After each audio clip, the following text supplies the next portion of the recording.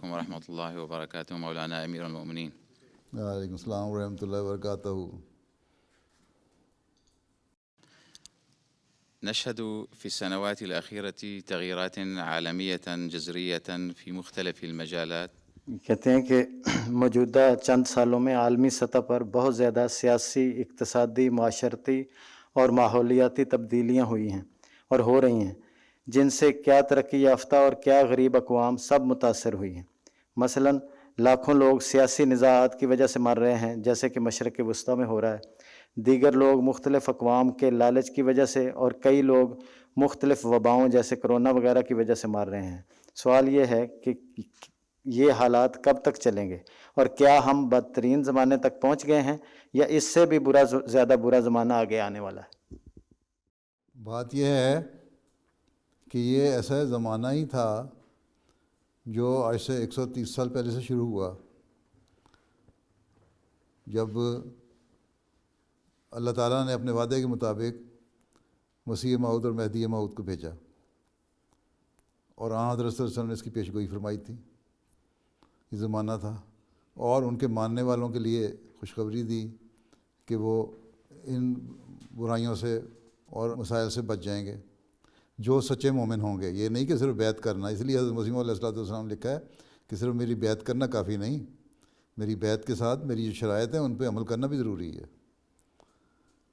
تو ایک تو یہ ہے کہ وہ زمانہ چل رہا ہے، ساتھ ہی اللہ تعالیٰ نے حضرت مسیح علیہ السلام کو بھی بذریعہ علامات بہت ساری پیش گوئیاں فرمائیں۔ ان میں سے ہم دیکھتے ہیں کچھ پوری ہوئیں۔ جو حالات دنیا میں سے گزر رہی ہے، یہ تو ان حالات کا نتیجہ ہے جو دنیا کے اپنے عمل ہیں۔ اللہ تعالیٰ کا ایک قانون قدرت چلتا ہے، اور وہ قانون قدرت اپنا کام کر رہا ہے۔ ایک قانون شریعت چلتا ہے، اور وہ بھی اپنا کام کر رہا ہے۔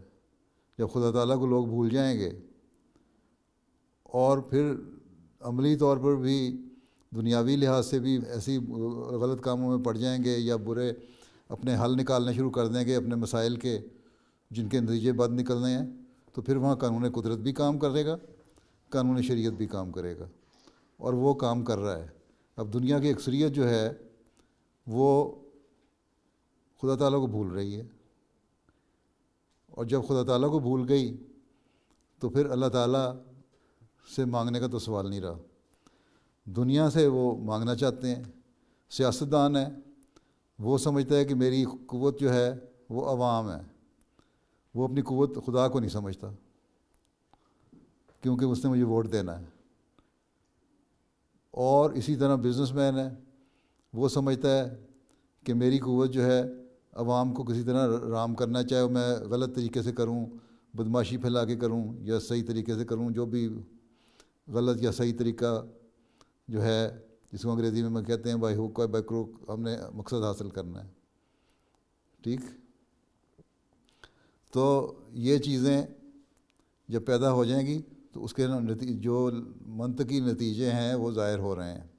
لیکن ساتھ ہی ہمیں یہ امید بھی ہے کہ کیونکہ اللہ تعالیٰ نے حضرت مسیح علیہ السلام سے وعدہ فرمایا ہوا ہے، اس لیے اگر ہم لوگ صحیح ایمانداری سے اپنے فرائض پورے کرتے رہیں، اپنے ایمان پہ مضبوط رہیں، اپنے جو حق ہیں ہمارے وہ ادا کرتے رہیں، جو ہمارے فرائض ہیں ان کو ہم ادا کرتے رہیں، تو پھر انشاءاللہ یہ پیش گوئیاں ہمارے زمانے میں بھی پوری ہو جائیں گی، اور بجائے لمبا عرصہ ہونے کے حضرت موسیٰ کی قوم کی طرح لمبا عرصہ نہیں چلے گا پھر، بلکہ جلدی بھی پوری ہو سکتی ہیں۔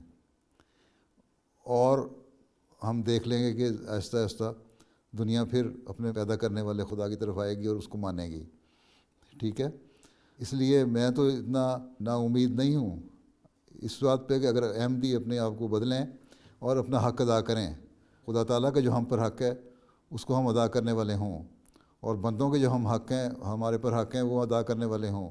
اسی پہ میں بار بار زور دیتا ہوں۔ تو یہ دو حقوق اگر ہم ادا کرنے والے بنیں گے، اور انہی حقوق کو قائم کرنے کے لیے حضرت مسیح علیہ السلام نے فرمایا کہ میں آیا ہوں جو اسلام کی تعلیم کے مطابق ہے، تو ہم جلدی اپنی اس کرائسس سے نکلتا ہوا اپنے آپ کو دیکھیں گے۔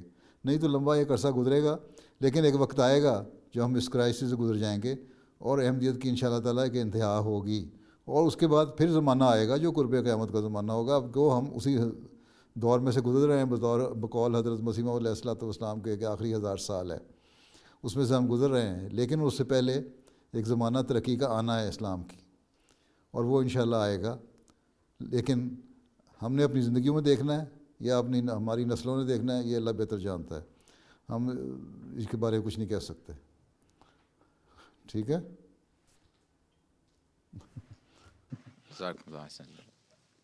اے شخص تو